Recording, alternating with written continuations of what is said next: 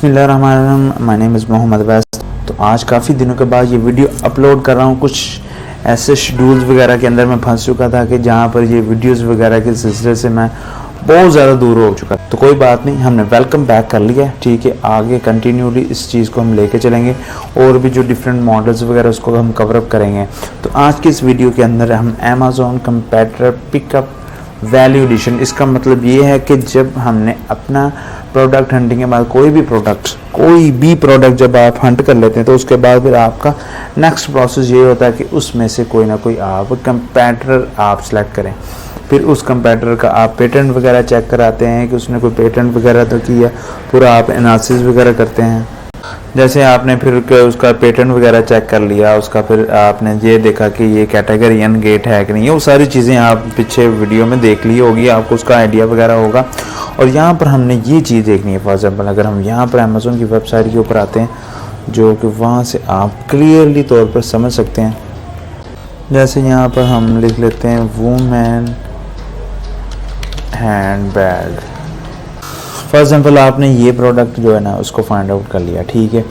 तो इसमें से कोई भी आपने कंपैटिटर एनालिसिस किया, ठीक है। आपने अपना टूल्स को रन किया, आपने कंपैटिटर अपना सेलेक्ट कर लिया और उस कंपैटिटर के अंदर आपने अब वैल्यू एडिशन करनी है। फॉर एग्जांपल हम ले लेते हैं इस बैग को ले लेते हैं। फॉर एग्जांपल ये एक बैग हो गया। फॉर एग्जांपल ये आपका कंपैटिटर हो गया, ठीक है। इसकी आपने प्राइस वगैरह चेक कर ली और आपने देख लिया कि इस प्राइस के अंदर ये प्रोडक्ट सेल आउट हो रहा है, इतने पीसेस वगैरह या जो कुछ भी है वो एनालिसिस के अंदर वो सारी चीज़ें आ जाती है। तो यहाँ पर आपने देखा ये जस्ट यहाँ पर एक बैग दे रहा है। और फॉर एग्जांपल जब आपने भी ये प्रोडक्ट लिस्ट किया, आपके पास रिव्यूज़ वगैरह कम होंगे, रेटिंग वगैरह कम होगी, तो क्यों बायर आके आपसे बाय करें। वहाँ पर ये जो पुराना सेलर है इसके पास तो अच्छी क्वालिटी लिस्टिंग को मेंटेन किया हुआ है, तो वो इससे क्यों छोड़ के इसको क्यों छोड़ के आपके पास आए हैं। ये क्या ऐसी रीज़न होगी, क्या ऐसी जो चीज़ होगी कि जितने भी बायर वगैरह वो आपकी तरफ मूव हो। तो इसमें आपने कुछ वैल्यू एडिशन, फॉर एग्जांपल यहाँ पर ये 64 का ये दे रहा है बैग, तो आप 63 का दें और उसके साथ साथ आप यहाँ पर वैल्यू एडिशन कर सकते हैं। वैल्यू एडिशन आप किस तरह कर सकते हैं, आपने कोई भी जो भी प्रोडक्ट वगैरह आपने फाइंड आउट किया होगा उसका आप पूरा एक मार्केट एनालिसिस करें। उसको आप अमेज़ॉन के ऊपर, दूसरे प्लेटफॉर्म के ऊपर आप रिसर्च करें, अपने मैन्युफैक्चर के साथ आप डिस्कस करें। फॉर एग्जांपल अगर आपने अलीबाबा से परचेज़ करना है या किसी और वेबसाइट जो कि आपको होलसेल के अंदर B2B उस प्रोडक्ट को सेल आउट कर रहे हैं, तो आप वहाँ पर जाकर उसको चेक करें, वहाँ से आप वैल्यू एडिशन करें कि कौन कौन सी ऐसी चीज़ें हैं कि जिसके हम उसके अंदर जो है ना प्रॉपरली तौर पर ऐसी वैल्यू एडिशन करें कि हमारे प्राइस के अंदर भी जो हमने वहाँ पर इन्वेस्टमेंट लगानी है उसके अंदर भी कोई इशू वगैरह ना आए, तो इजीली हम उसको मैनेज भी कर सकें।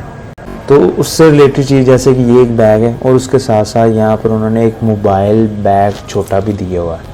इसके साथ फिक्स तो नहीं है, ये अलग से है, ये इन्होंने वैल्यू एडिशन की है। ये तो जस्ट सिंपल एक बैग है ना, मगर यहाँ पर इन्होंने ये वैल्यू एडिशन कर दी कि ये एक बैग रख दिया साथ, और प्राइस भी कम होगी और साथ ये भी चीज़ होगी। तो जब कोई भी कस्टमर आएगा ना तो वो ये चीज़ देखेगा कि इसने यार एक छोटा मोबाइल रखने के लिए या लिपस्टिक वगैरह रखने के लिए साथ एक पाउच दिया हुआ है और इसने तो कुछ भी नहीं दिया। अगर जस्ट आप कोई पार्टी के वजह आ रहे हैं कि आपको ये छोटा बस चाहिए, ये बड़ा नहीं जाए, तो आप इसको यूज़ कर सकते हैं। तो इसने अपने प्रोडक्ट के अंदर एक वैल्यू एडिशन कर दी।